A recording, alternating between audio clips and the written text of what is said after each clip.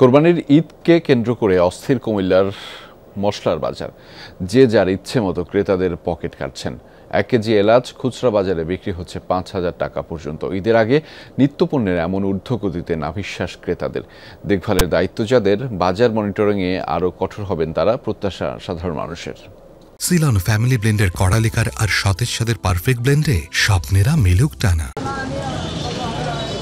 ঈদের মশলা মাস তিনেক আগেই আমদানি হয়েছে, তাই দাম বাড়ানোর সুযোগ নেই, এমন কথাই জানানো হয়েছিল ক্রেতাদের।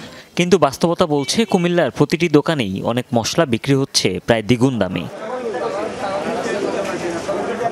কোরবানির ঈদ মানেই গরুর মাংসের বাহারি পদ, তাই স্বাভাবিকভাবেই ঈদের আগে মশলার চাহিদা বাড়ে। কিন্তু গরম মশলার গরমেই দিশেহারা ক্রেতারা, অন্যান্য মশলার দামও পিলে চমকাবার মতো। ক্রয় ক্ষমতার বাইরে চলে যায় যেভাবে দাম বাড়ে ঈদ আসলে। এই বছরের মতো এত দামের কোনো জিনিস আমরা জন্মের পর তো খাইছি না। সোজা এক কথায় আমাদের যারা আমরা মধ্যবর্তী প্রেমী তারা সবাই হাতের নাগালের বাইরে। যে যার মতো দাম হাঁকছে বাজারগুলোতে। 100 গ্রাম এলাচ বিক্রি হচ্ছে 350 থেকে 500 টাকায়।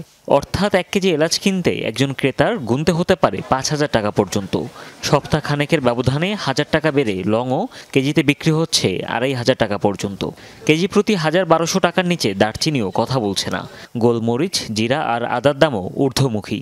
এক মাসে এলাচের দাম ডবল হয়েছে, যেখানে 1400-1600 ছিল সেই এলাচি এখন 3500-3400 টাকা পাইকারি। এলাচ প্রচুর দাম।